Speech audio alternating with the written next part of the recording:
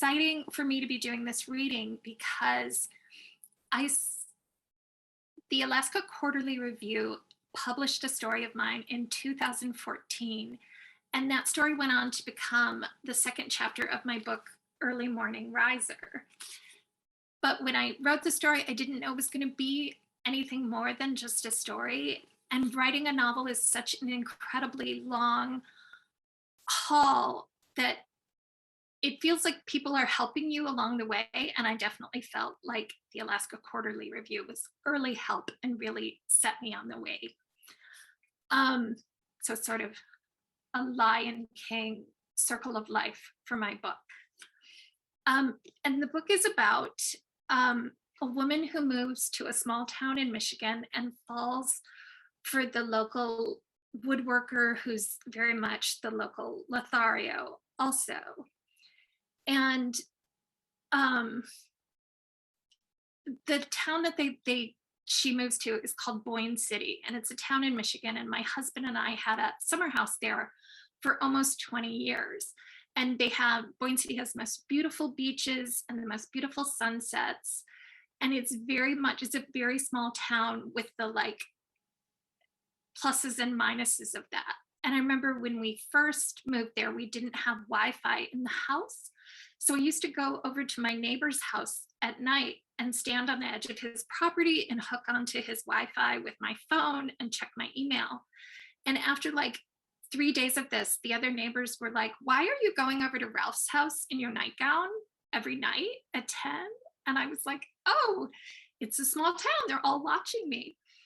But also, my sons really grew up there in the summers, and they both took their first steps there. The younger one in a bar, although it was more wholesome than it sounds. And they learned to ride bikes there, and they had their first summer jobs there. And when my older son went to interview at the pizza place for his summer job, they asked him how fast he was on a scale of 1 to 10. And he was like, "Ooh, a 5, maybe a 5.5. And they still hired him. And that to me is like the beauty of Boyne City distilled into one incident.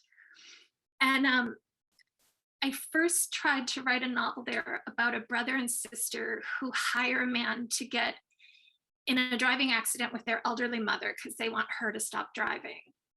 And that novel didn't work, but the man that they hired was Duncan, the local Lothario. And I really liked him, so I kept him and started over. And I knew I wanted to tell it from the story of the new woman in Duncan's life who would have to deal with this like legion of former girlfriends.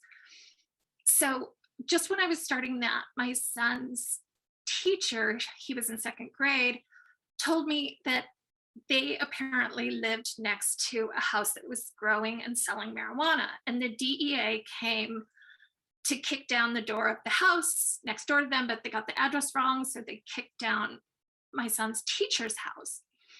And she was at school and her husband was a teacher at school. So they both got called home to deal with their broken front door and the sort of angry DEA agents. And it was pajama day. So they had to go do that in their pajamas. And that struck me as like the greatest story anybody could possibly ever have. So right on the spot, I decided that the main character in my novel would be a second grade teacher. So with all that backstory, the section I'm going to read is about when Jane has parent-teacher conferences for the first time at her new school. In mid-November, Jane had parent-teacher conferences. And even though most of the parents of her students were concerned and loving and valued education, she was still anxious. All parents want to hear good things about their children, but sometimes you had to say bad things. If you said the bad things too subtly, the parents didn't believe you.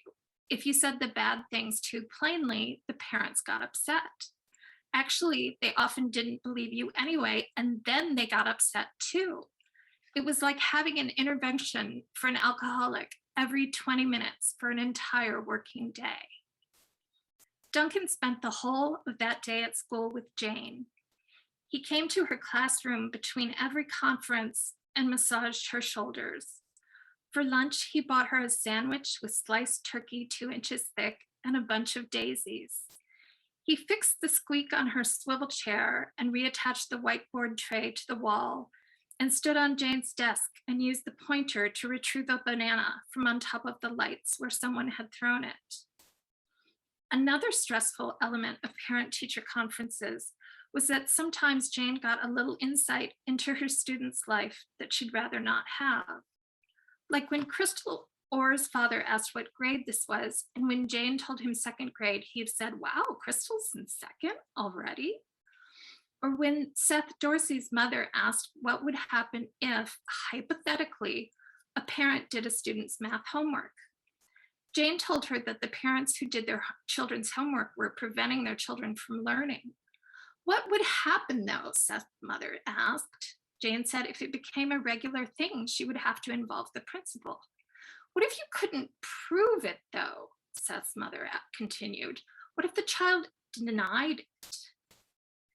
Brianna Wooten's mother let the class hamster out of its cage without asking and spent almost the entire conference dashing around the classroom calling, "Cuthbert, Cuthbert, I need you to listen."